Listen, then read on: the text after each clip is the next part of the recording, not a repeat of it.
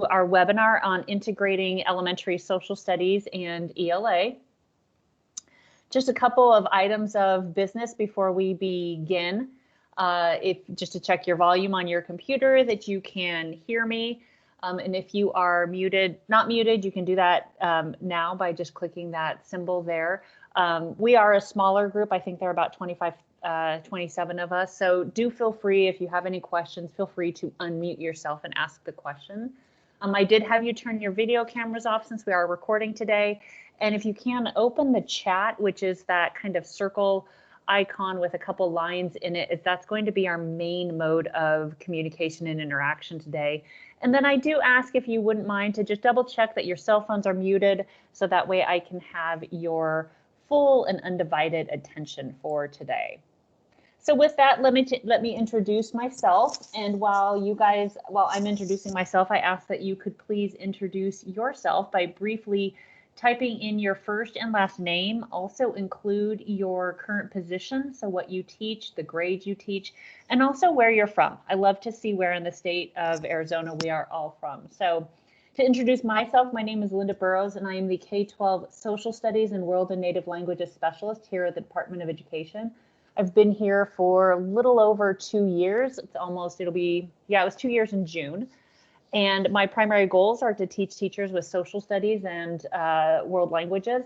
But I have taught, I actually ended up teaching ELA in middle and high school for 5 years, in addition to social studies, and taught a lot of integrated social studies and ELA classes together.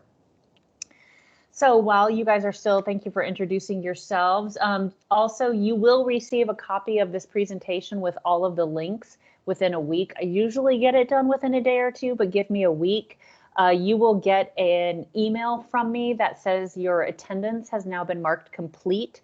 Once you get that email from me, that's your clue that you can go in, you take a quick survey, and then you can print out your certificate. In addition, I will be giving you guys this presentation, and it has all of the hyperlinks, it has all of the research that we have, everything in it. So I'm just going to kind of scroll through and see everyone who is here. So Wonder, we've got Gilbert, fantastic. I started teaching in Gilbert way long time ago. Santan Valley, Queen Creek, wonderful. Tempe L, Vale, nice to see you. Window Rock, wonderful. I bet it's getting cold up there. Let's see, White River Unified. Oh, we've got people from all over. Peoria, Santa Cruz. This is fantastic. I love it when we get people from all over this. Last night, I thought I saw something about that. It's actually below 80 for the first time here in the Phoenix area, so it's kind of cool today. So wonderful. We've got a wide range of grades, it looks like, and from people from all over. So thank you guys so much for coming. So to talk about our agenda for today, we're going to examine why research shows that social studies is the most effective way to increase your reading scores. And so of all the things that you can combine ELA and integrate with ELA, social studies lessons are going to give you the most bang for your buck. And I've got gobs of research for you guys, so that way you can take it to your administrators if you need to, or you've got that backup that helps support you in your lesson planning. Also understanding why inquiry is in the social studies standards and how that relates to ELA. And then we're going to examine 2 specific inquiry lessons that you can modify for all different grade levels, all different types of lessons, and adapt them with primary sources and start using in your classroom right away tomorrow. And then last, I'm going to give you some real quick ways that you can integrate social studies and ELA. I probably have, to be honest with you, an hour and a half to 2 hours packed into this webinar. So if we go faster, I kind of skim through things, just know that you will be getting all of these resources later, and you can always go back and look at everything that is hyperlinked in there. So to start with, we're going to start with the research about why it is important to teach social studies in elementary classrooms. So first, I wanted to have you kind of poll yourselves here, give yourself a 1 if you feel like you integrate social studies into your ELA classes about 75% or more a week. Give yourself a 2 if you integrate social studies in ELA about 50 to 75%. 3, 25 to 50, and a 4, 25% or less. All right, so we've got some 4s, 2s, a few 3s, looks like mostly 3s and some 2s. Good. Fantastic. Okay.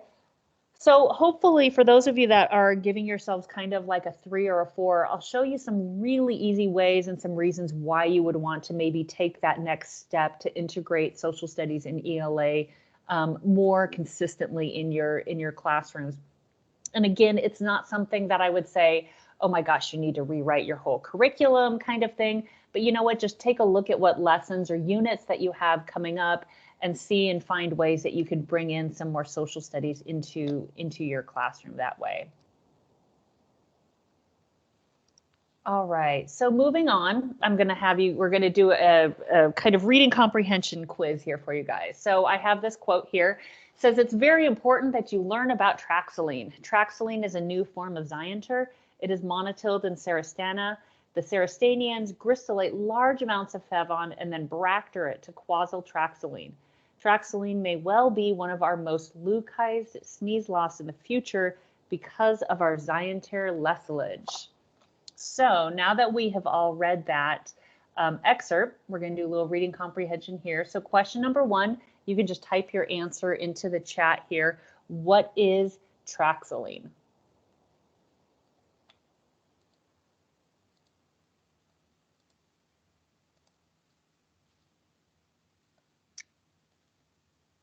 Fantastic. A new form of Zyanter. Wonderful. Some type of resource. Great. You guys are wonderful. You guys are so smart. You got it, right? A new form of Zyanter. It's some kind of mineral. Fantastic. So you're 1 for 1. All right. Question number 2. Where is traxylene monotilled?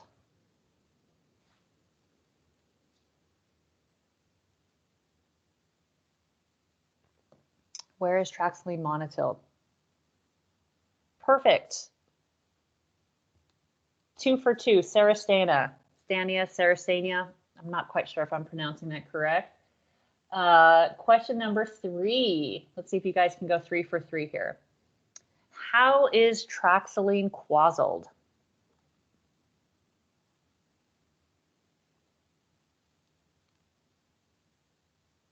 How is traxylene quasyled?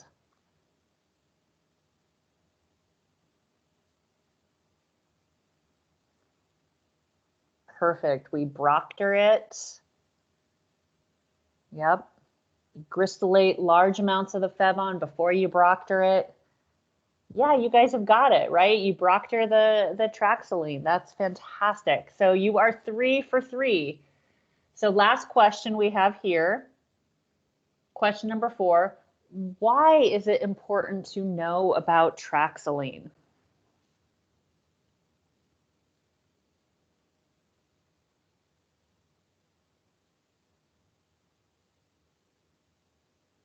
Why is it important that we know about traxylene?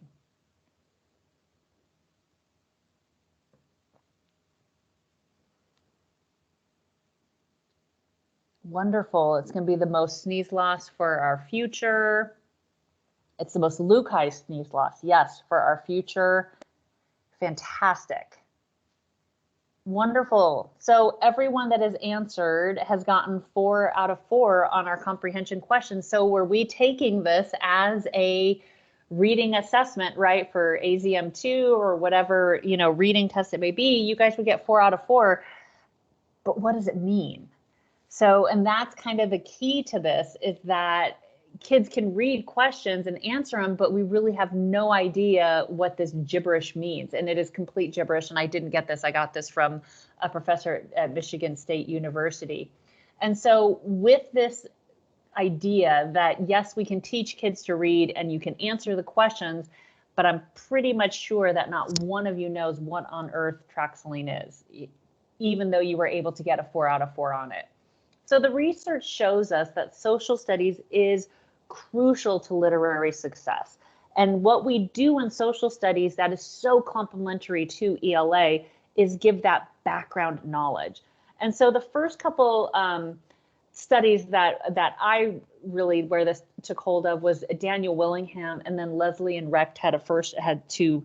And when Daniel Willingham's study was all about baseball, where he took, and this was back in 2012, he took students that had low reading ability. So these were not very good readers, but man, did those kids know a ton about baseball, facts, figures, what a walk-off home run is, which I still don't know, even though my husband has explained it to me probably 3 different times. And then he's taking kids with really good reading skills, but knew nothing about baseball, and gave them a reading comprehension test. And the excerpt was about baseball.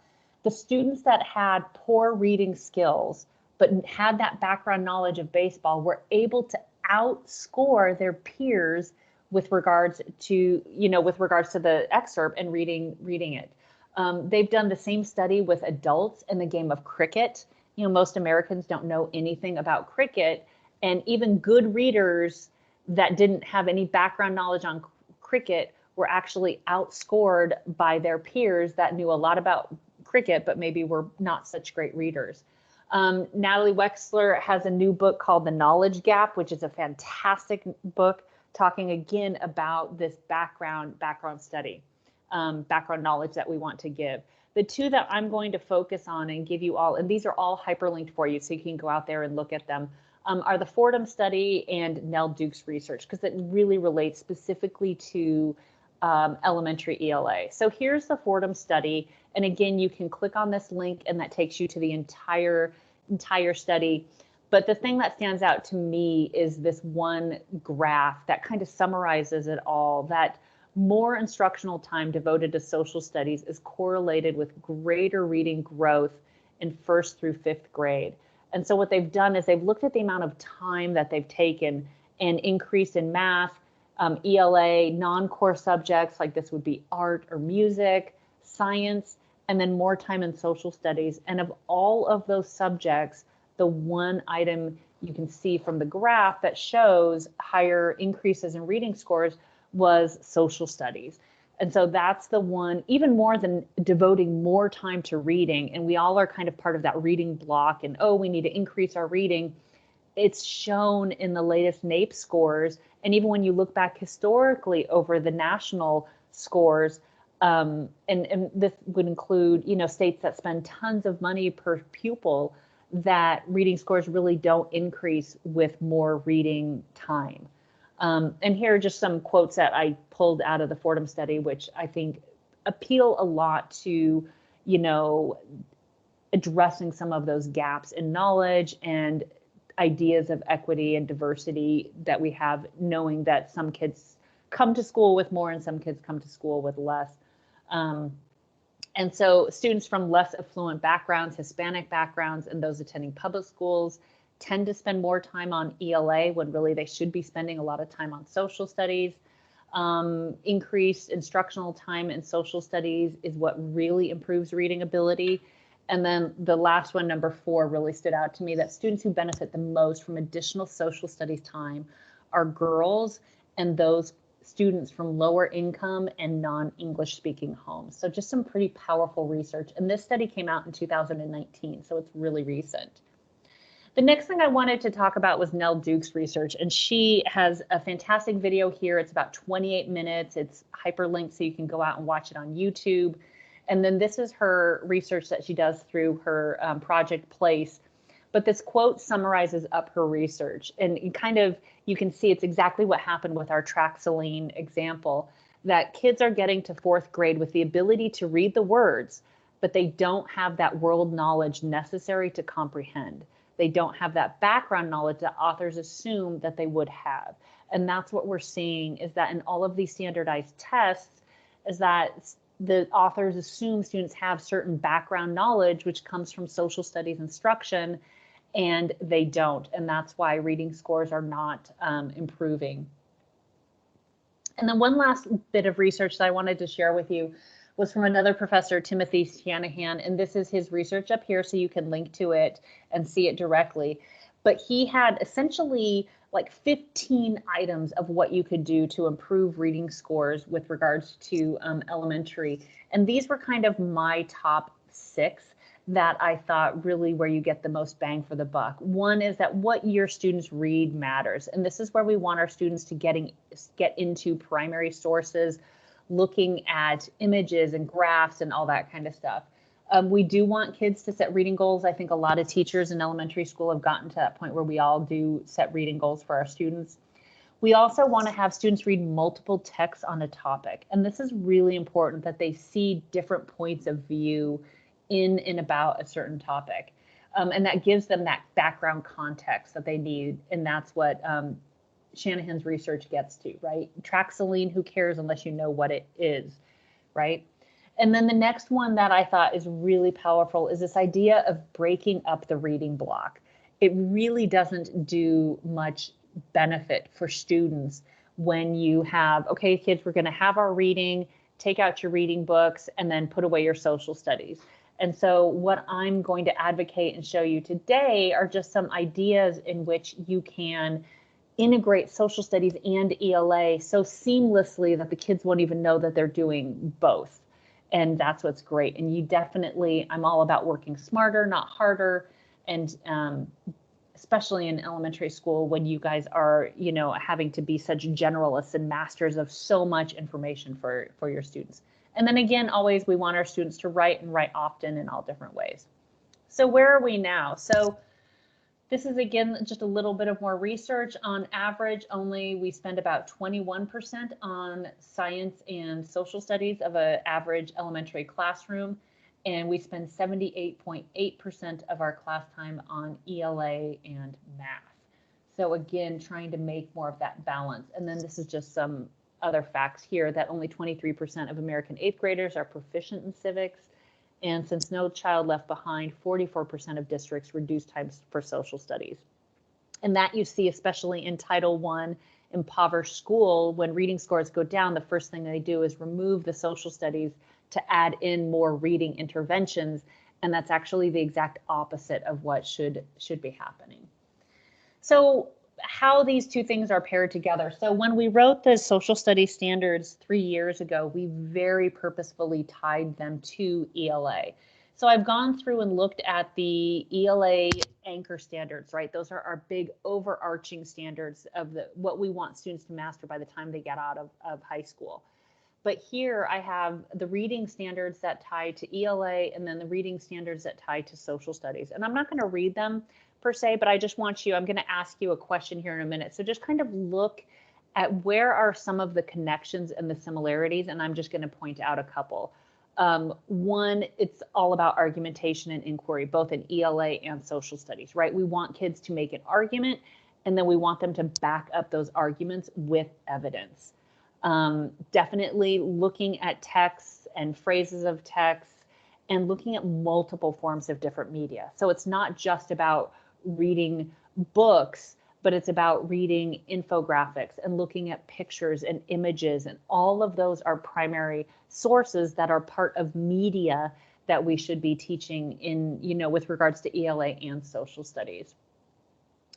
So when we go further and we look at the writing standards, right, we have, again, almost word for word similarities between social studies and ELA. We want to write narratives in ELA, and social studies, we ask elementary students to tell a story. We both want the kids to use appropriate technology. And again, here's making an argument with evidence. But what I like down here, both social studies and ELA ask students to gather multiple sources to do their projects. And so it is something that, you know, even with little kiddos in kindergarten, first and second grade, right, you can show them two different pictures on two different points of view and bring in primary sources that represent, you know, the makeup of your kids. And, you know, for like example, the last year I taught in a Title I school that we had, you know, roughly a third of our students were Black, a third were Hispanic, 20% were white, and 5% were Native American. And, you know, I want to make sure that I'm bringing in those sources of students that look like students. And even if you say teach in a school that's predominantly more white, which I've been in that situation as well, it's also important, again, to show your students and bring in sources of, Black Americans and Asian Americans and Indigenous people. So that way they see and represent, the world around them and know who they are. So that's a big tie-in together. And then last, when we look at the communicating standards with social studies and ELA, we definitely see a lot of similarities where we're presenting information, we're using multiple modes of communication. And so we did this was done very, very purposefully. So as we go forward, to make it a little bit easier for you, what we have on our social studies and on the ELA site is we've created crosswalks, and they look like this. So here's the 4th grade one. So here's the ELA reading standards. Here are the social studies. These are SP would be the inquiry standards. And then here's a quick rationale of how you can combine and bring in social studies into the ELA. So this is a great idea that maybe if you're getting pushback from administration, or if you want to prove your point, it's like, no, here I'm doing social studies, but I am also doing these ELA standards at the exact same time. And this is what's good about it. So we have these for every grade level from K-12. So I'll show you where those are on a website so you can print them out and look at them. So real quick, I've been kind of blabbering on for a little bit. I want you to take a minute, and what are some of the similarities that kind of strike you about social studies and ELA? And if you can type those into the chat for me, I'd appreciate it.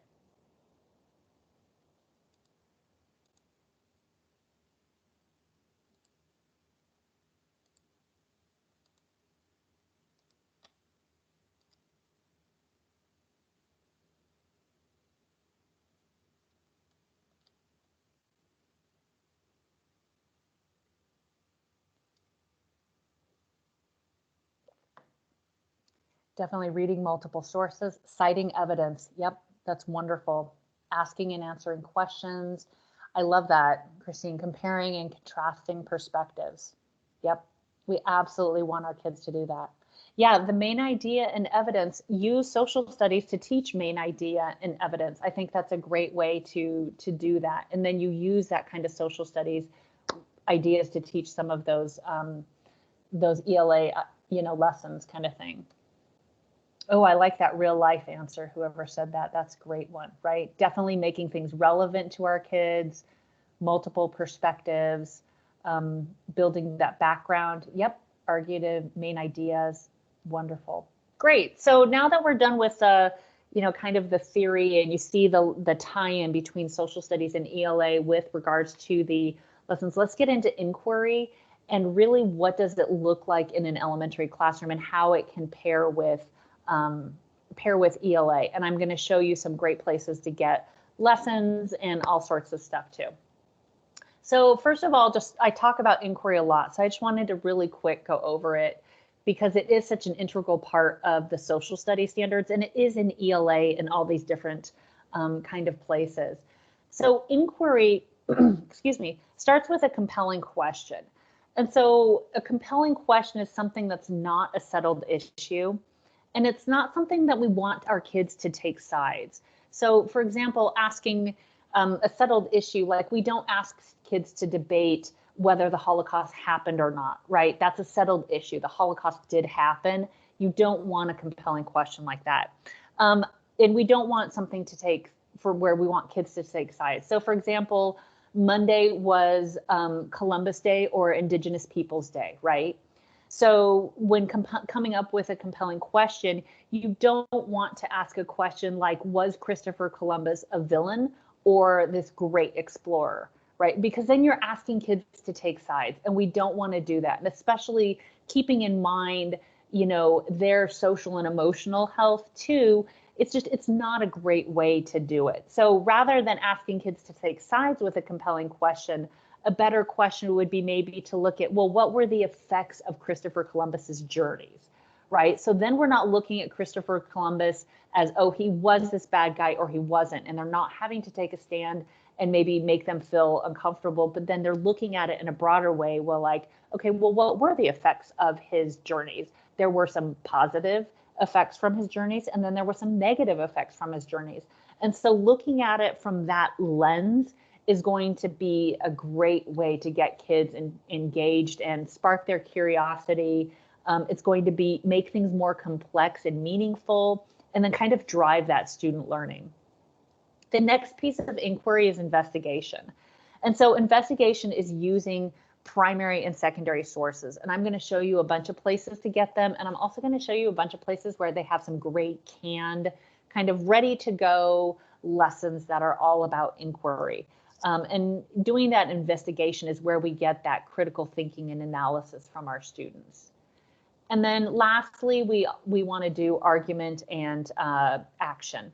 And so argument and action with regards to inquiry is where our students are creating solutions to their questions.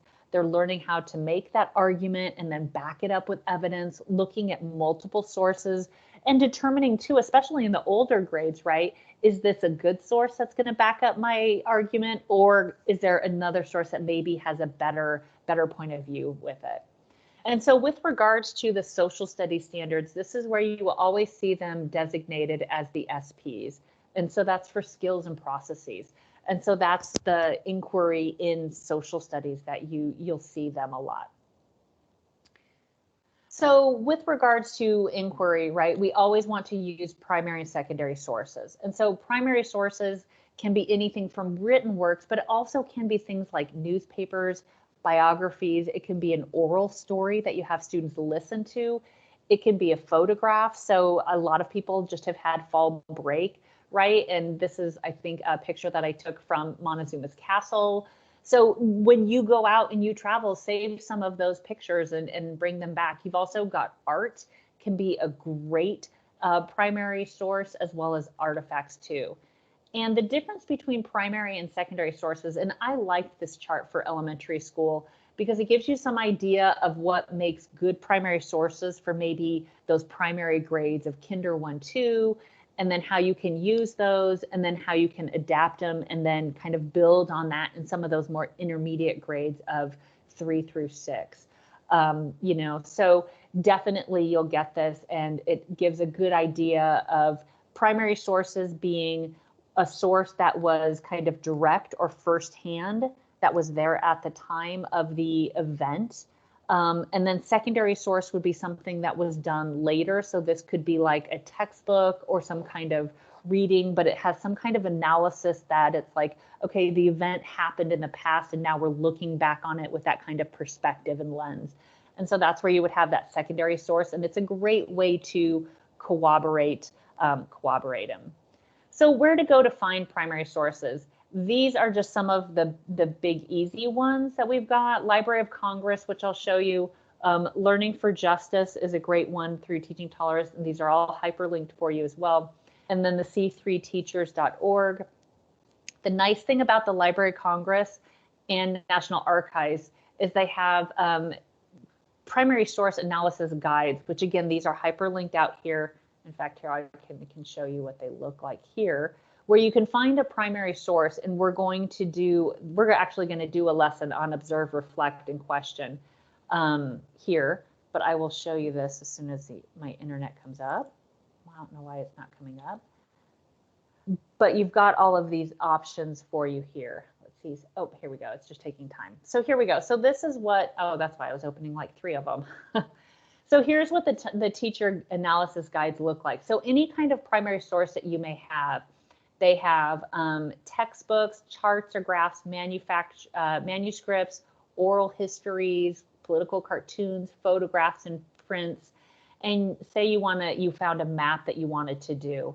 And so this gives you some prompting questions that you can do with your kids with a primary source. It could be a map. In this case, it's a map. So you know, asking about the map to observe, reflect, question, and we're going to run through this, and I'm going to practice this with you.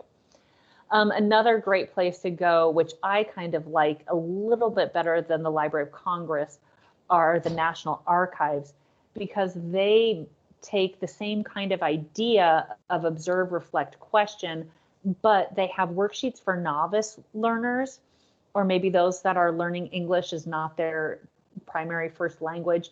And then they've got some here for intermediate students. So like when I had students in my last year teaching, I had my co-taught class that had some students that, even though it was a high school class, they were reading at a 3rd grade level. So I would come out here and I would print out, say if we were doing a map here, I would print this one out for my IEP kids that they could use to guide them kind of through the map. And then my regular kids, I would give them this. So that way I could kind of differentiate for their instruction, but they're still doing the same activity.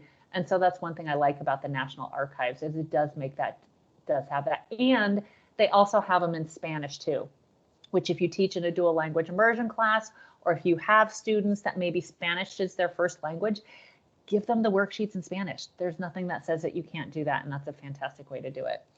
So then the last thing we're going to go through is the C3 teachers. So this I'm going to show you a lesson for them. And I have here, this is a 3rd grade. So for those of you that teach 3rd grade, this is what the C3 teacher starts with. And here, I can put their website out here in the chat for you. It's just c3teachers.org. And so if you want to take a minute to look out there. So this started as a grant from the federal government to the state of New York to create these inquiries. And it became a really big thing where now new states have added to it, and it's constantly getting updated. So definitely take the time to go out and sift through it. One thing I will say though is that different states will teach different content at different grade levels. So for example, this is technically a 4th grade one for New York, but I've changed it for a 3rd grade one for Arizona. And that's what's wonderful about the C3 teachers, is it's all what's called open education resources, which means you can take it, you can adapt it, you can print off part of it, you can upload it, you can take part of one and combine it with part of another to make something completely new. And that's what I've done here. And so I wanted to show you this. So they always start with a compelling question. And you can do all of it, or you can just do part of it. Again, that's totally up to you and what you have time for. But in this case, it says, why does New York have a state snack?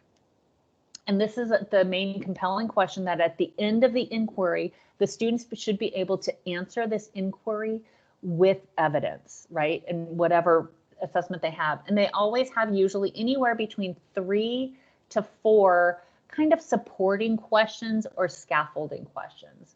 So in this case, it's why does New York have a state snack? And I changed it to why does Arizona have a state drink? A few years ago, a student actually pushed to have lemonade become the Arizona state drink. So they always have a staging the question. They have the supporting questions here with a formative task. And what's nice about the C3 is they've already excerpted and given you all the primary and secondary sources here that you want, and they give you the summative task, and then you can also take it and extend it further. So this Arizona state drink, you start with staging the question. So in this case, you would have your students brainstorm reasons why Arizona would need an official state drink. So just real quick, what are some answers do you think your kids would come up with if they were a student and you just asked them, why does Arizona need to have a state drink? What do you think they might say? It's hot here. Yes. I love it. Yeah, we're thirsty in Arizona. It's hot. Yep, I love it. Yep, totally. We're doing this to pique their interest. Absolutely, Christy. Yep. So that's what we want, right? We want to find out and get kids starting to think, well, why would we have a state drink? What's the point? What's the purpose of this? So then we get to the supporting questions. So supporting question number 1 is, where does our government get their power? Now, again, remember, this was a New York inquiry, but I'm changing it for Arizona. So the first part of the inquiry was an excerpt from the U.S. Constitution in You, which they've already taken and made it to be about a 3rd, 4th grade reading level, so it's perfect, right? And the preamble to the Constitution. So you have students look at both of these excerpts, and then they have to write a paragraph that addresses the supporting question, like where does the government get their power? So you could do this in small groups. You could do this in larger groups. You could do this in a buddy system, depending on how good your kids are at the time of year you're doing it, right, with their writing ability. So they just have to write and answer that question. Then you get to supporting question number 2, which is, why do we need government? And here they've got source A was, what do governments do chart, which this chart works fine for Arizona. And then source B was an excerpt from New York's 2002 Smoke-Free Air Act. So I just went out and Googled Arizona Smoke-Free Air Act, and we actually have one as well. And it's here so you can take the Arizona one and just replace the Arizona one for the New York one. And then after your students look at the chart and then look at that act, they discuss with a partner, why do we need government? Like, what are some benefits that government does for our society? Then supporting question number 3 is, how is our government organized? So they have the 3 branches of government, so that's perfect because it's federal, so it's the same for New York and Arizona. And then they have a source here, an excerpt from the branches of government in New York State.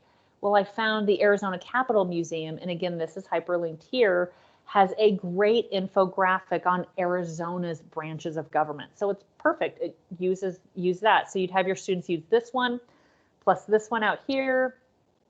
And now they're going to complete a graphic organizer comparing the organization of the federal government and the state government. So how are they similar? How are they different? And then last, supporting question number 4 is, can citizens influence government? And so they're going to look at the step inside of voting booth graphics, so that applies. They have a yogurt New York state snack video, and then they also have Governor Cuomo designates yogurt as the official state New York snack. So I found a KTAR news article on Governor Ducey signing the bill into law. So that would be this one here, and you can actually go out and find some news excerpts of, news stations announcing that, hey, Governor Ducey has signed this Arizona state law that says now we have lemonade as our state drink. And the formative assessment would be to write an editorial for a school newspaper for or against the idea that citizens can and should influence government. So again, you're getting the kids doing these formative things, ultimately leading to, why does Arizona have a state drink? So that's where now students will construct an argument that addresses that compelling question. Why does Arizona need to have a state drink? So now that they've learned all about the federal government, Arizona state government, they've learned about the lemonade law, and now they're going to write that argument. And then you can also take it a step further. They could brainstorm issues or problems that affect their local neighborhood or community, identify ideas to solve these problems. They could identify a government official who could address the problem and write a letter to them. Like, how great to have your kids write a letter to their state senator or representative saying, hey, we have this, we're missing this crosswalk here. We could use this crosswalk, and see what they get back in response. Maybe you can get like a Zoom call where you meet with them. So there are a lot of great ideas to do this. So if you did this whole inquiry, how many standards, and we'll just do social studies standards, how many social studies standards do you think were covered in this one inquiry? Type your guess into the chat for me, please.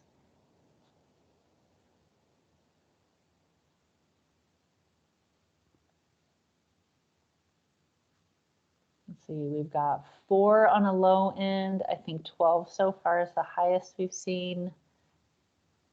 At least 4, 18. Yeah, definitely. We're dealing with civics and inquiry, those SPS skills. Good, 5, 6. Any other guesses before the big reveal? 23, Maria. Okay. 15, Gwendolyn. Nice. All right, here we go. Big reveal. So these are all of the standards that would be covered in 3rd grade from doing, actually, these aren't all of them. These are just some of them, I think. Yeah. Total, it would cover 12 social studies standards. So you think we've got the SPs, right? So we've got inquiry standards. We've got civic standards, like we said, but we also talk about economics because we're talking about different industries, like with citrus and lemonade. So that would be economics. We also talk about the history because you can deal with the history of Arizona and citrus coming here. You're looking at causes and effects of Arizona history. So all of that here is 12 standards for social studies. And just by doing this one inquiry, you've covered 11 standards in the ELA. So again, working smarter, not harder, right? We don't want to just put away your social studies, take out your ELA. We're combining the two. So you actually covered 11 ELA standards and 12 social studies standards just from doing this one inquiry. So I went out to the C3 teachers, and all of these are hyperlinked here. So you can come out here And granted, they're always adding new ones, so I definitely recommend taking the time and going out. But just to show you what this looks like here, this is what it looks like when you see the needs and the wants. You can download it as a PDF, or you can download it as a Word doc and manipulate it. But you can see here's the main question kids would answer at the end of it.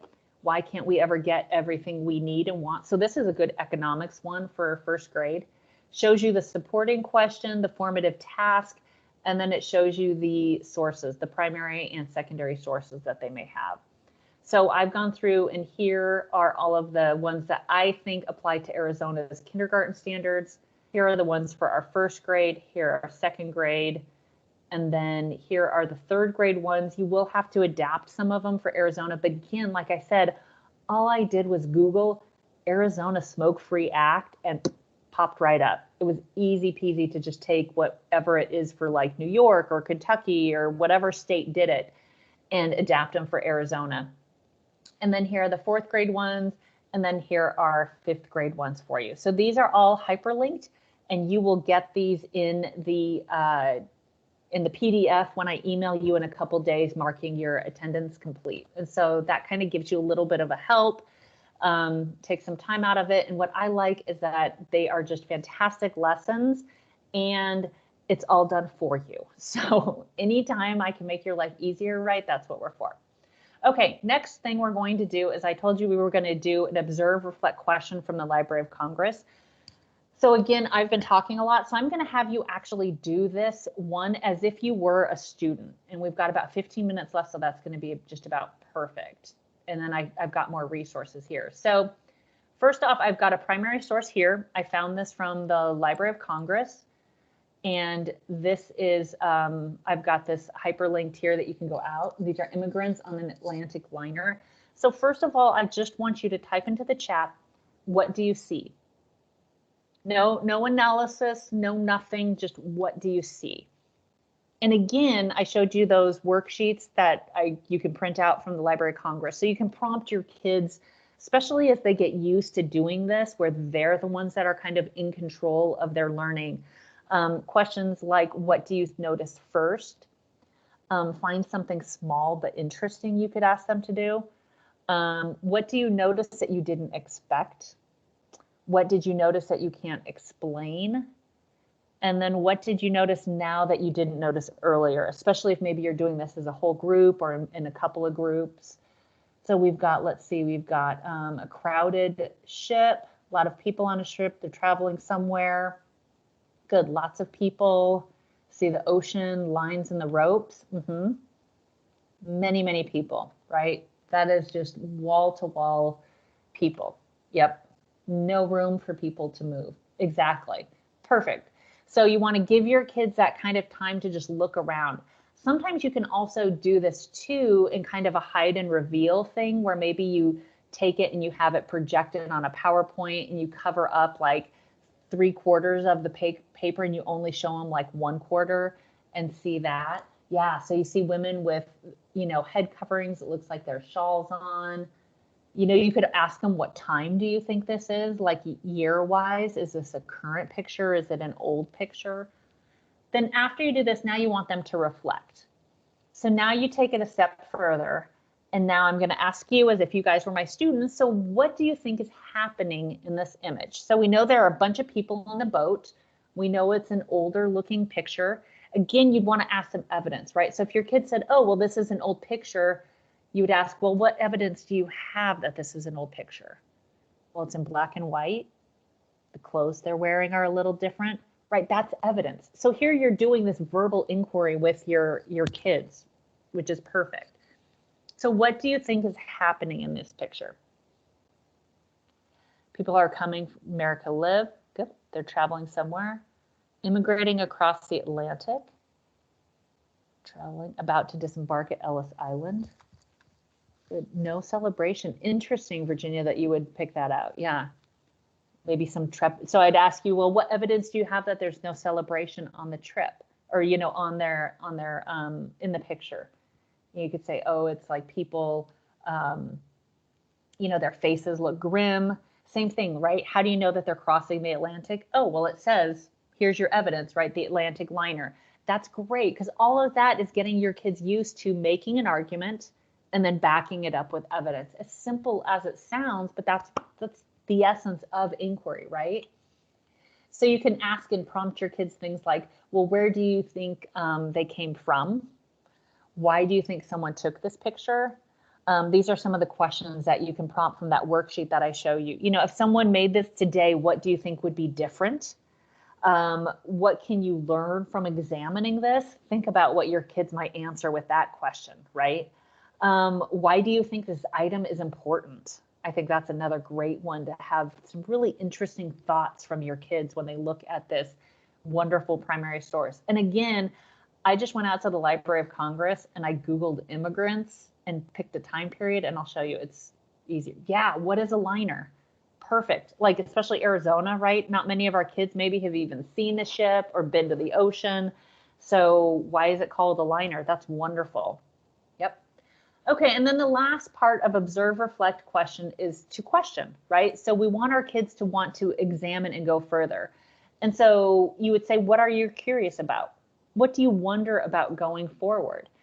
And that can be all the like who, what, where, when kind of thing. Yeah, where are they going?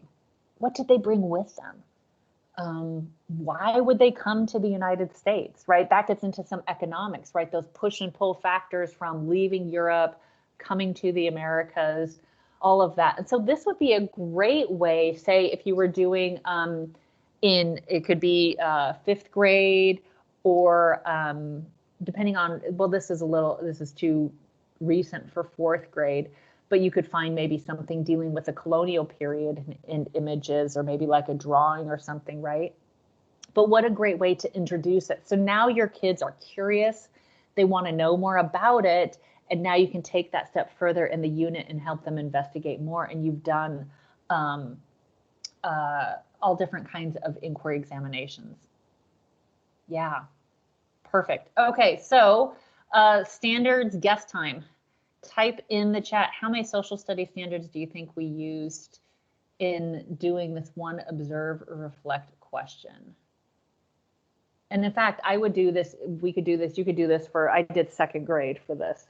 So if you were a second grade teacher and you use this, maybe you're talking about immigrants or people from other cultures, how many second grade standards do you think were used in doing this one observe reflect question? Got 5 to 12.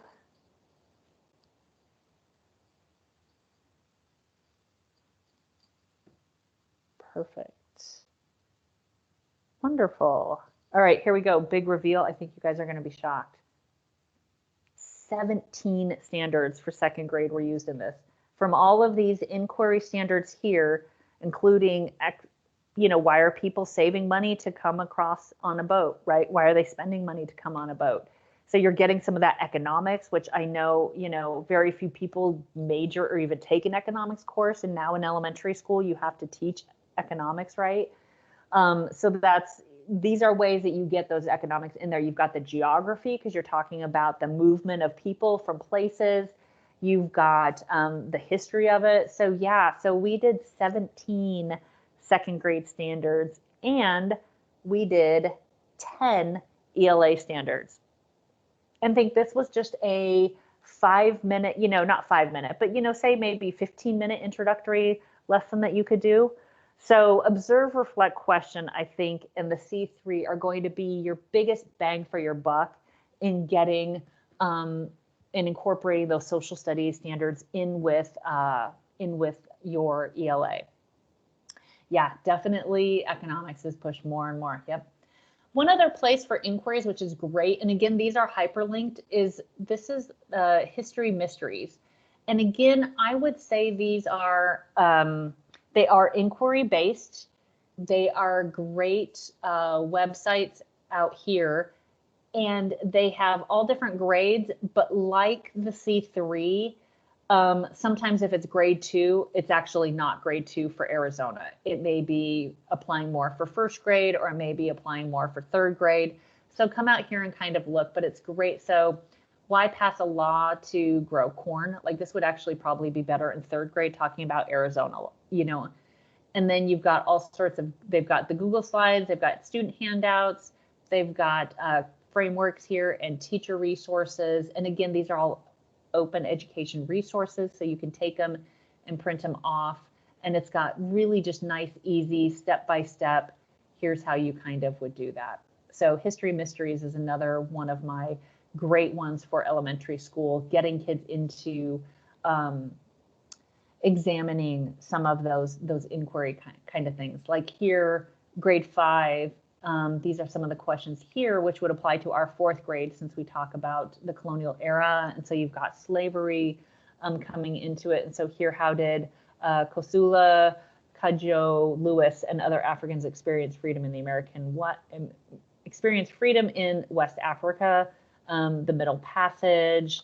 So these are some great things where you've got pictures, images, all sorts of stuff that could apply for, say, like 4th grade and then into 5th grade. This is a great one. What can maps tell us about native land and sovereignty? I just did a recently, in fact, I put it in our newsletter, a QFT, which is like observe, reflect, question, but it's more the students coming up with those questions on 4th grade on native sovereignty and kind of that European expansion into the Americas. So, all right, we have about 8 minutes left. So I'm going to zoom through this. Again, you'll get these when you get the PDF. But it's really this idea of how do you fit social studies when you've got an already packed classroom, you've got that high stakes testing, planning time, and you definitely want to provide social studies with that context. And so we've come up with like 3 tips to do it kind of as quick and easy as possible. One is kind of review your current reading series and curriculum, if you have one, for those social studies connections, and kind of emphasize those to start with. Use social studies read alouds as introductions to your different units that you may have. And then lastly, definitely use some of those social studies texts and curriculums as part of the literacy block. So you're not putting away your ELA and taking out social studies. You're using social studies primary sources as that text to teach those ELA skills. So again, reviewing current content, look at what it offers. Don't necessarily let the reading curriculum dictate the order in which things go. You guys can determine that at a local level. That's kind of the beauty of Arizona. And look at those stories and themes. You can add in read alouds, determine type of questions that would tandem and work well with kind of some of those essential understandings. And again, providing those students opportunities to discuss, write, create graphic organizers, drawing pictures, cartoons, about those images and getting them involved in that. And a good way to do that, to really look at your reading program, is to examine, okay, we've got a lot of civics in our reading program, we've got geography and history, but we're missing some of the economics. So we need to kind of beef that up. Here's a place that I think is great to go. The Federal Reserve Board has now consolidated all of their education lessons. I've used a ton of them. I also use this Econ Ed link here, which I think, like the C3, this is like economics answer to the C3. So if you can see this here, you can come out here and do classroom resources by grade level. And let me just show you, for example, what they have here. I like this because it also can educate you. So it has interesting information about like webinars that you can attend, all different kinds of things, but you can come out here and if you just type on lesson, oh, let's see, this is all grades. Let's go, let's go K2. So here's all sorts of stuff. So here are some personal finance lessons that you can actually take as a teacher, Hispanic heritage webinar. So they've got different kinds of things like this, but you can come over here on the left, and if you click lesson and then click apply,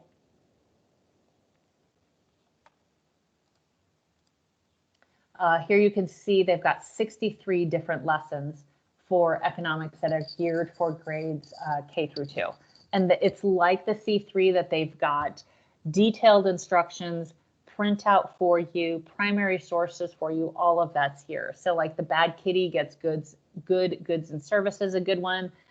Scarcity and resources, open for business. It also has some ties to different books. that are great that you can tie in some ELA books and stuff to that too. So that's another one. That's good.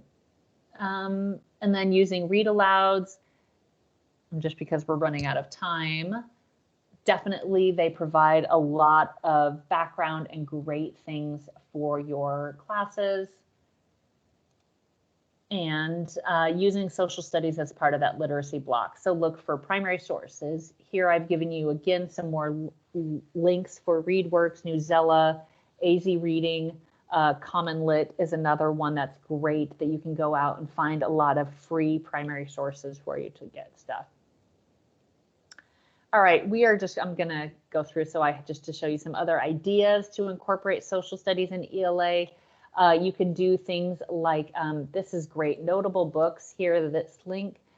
Every year, the Children's Council and the National Council for the Social Studies puts together a notable trade book list that you can come out here and look, and they do it by grade band, so K2, and these are great books that if you have the money to buy them for your classroom, or maybe if you have money that your librarian is going to buy, it's like, hey, here, let's get this Arabic quilt and immigrant story. Like that would be great for second grade when you're talking about immigrants, right? And you can scroll down here and they've got all different ones, like here's 3rd to 5th grade, here are some different ones, and it gives you a little bit, it gives you the ISBN number, all sorts of stuff. So that's a great place to look. And they do this every year. And so definitely just start to gather kind of those sources, building that library, both for your classroom and school. You can also do news anchors where you can have kids report the news of the day. Older kids can start to do interviews, understanding perspective, multiple points of view. They can even go online and look for maybe different kinds of perspectives too. Another idea is to think kind of outside the box with writing prompts, where maybe you take a political cartoon and you have students write what the people would be saying and doing and thinking with this, or coming up with an editorial, or maybe doing a fun kind of web quest to get some of those social studies, that social studies context in there. You can also do a word wall, which I would do something like this, make the kids do it, right, where they're coming up with the pictures to describe the word wall, or you can do these beautiful ones here. That's way above my pay grade because I was never that creative or doing that stuff, but great idea to do a word wall for social studies. Another fun idea is to do like role play. This can be as elaborate where you have costumes or maybe faces and they play people, or you can just, I've done this many times where you just slap a name tag on a student and say, okay, you're so-and-so, now you're someone else, okay, have this conversation.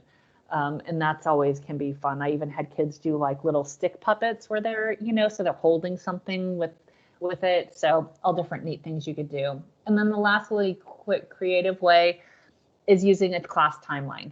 And this is another kind of fun way to do things here. And so this is definitely more Pinteresty, which I'm not capable of. I could do this one though. This I could do. I thought this was really clever to do a clothesline timeline of all the things that they've done with social studies. So that's a fun way. Here I wanted to show you real quick our website because we've got like 1 minute left. So here's our website out here. Here's where you'll find the ELA and ELP and social studies crosswalks, which is great. We also have an administrator toolkit to kind of talk about the importance and some of the research of teaching social studies with ELA. The grade levels at a glance, so you can get just your particular grade level standards. Here I wanted to show you our resources here. So here we've taken, and you can come out here and say if you're teaching 5th grade, this I've done a couple years ago where I've got the course considerations. So these are your topics. And then it's got all of the hyperlinks here and then a description of what's in those hyperlinks. So you can see it's just got a bunch of great places to go for things. We also have new resources for teaching Indigenous peoples history. So the Smithsonian Native Knowledge 360 is great for elementary. 7 Generation Games is another good one. This, I love American Indians and Children's Literature, where they talk a lot about what to do, things to say, children's books, all sorts of stuff. Media literacy is another important one for elementary school to kind of talk at. And then last but not least, because it is time. We've got PD videos here that I wanted to show you. We had a summer seminar series. So whatever grade you teach, we've got a 2-hour just for your grade level that's been recorded here and the corresponding slide deck. So this gets into much more detailed level here for you. So I definitely take a minute to come out here or look at the slide deck as another resource. And then if you don't get my newsletter, I do a monthly newsletter. And so here's what October's looks like. It's got PD here. Here we're doing an inquiry webinar series coming up for the fall. All sorts of neat contests, grants, trainings, ideas. Here's the elementary lesson of the month that I'm now starting to do. All sorts of kinds of stuff. So if you have not and do not get my newsletter, definitely add your name to the chat with your email. And with that, I just want to say thank you. And if you can for me, type your first and last name into the chat. I will send you an email with saying that your attendance is complete at that point in time. Then you can get in and print out your certificate. And if you want my newsletter, just add your email to the chat and I will make sure that you get my newsletter as well. And thank you all so much for coming. Hopefully you've got a couple things that you can take back and start right away. And please let me know. My job is to teach teachers, and that's what I do now. So if ever you need help finding resources or not sure, please feel free to reach out to me at any point in time. And thank you very much. With that, I'm going to stop the recording.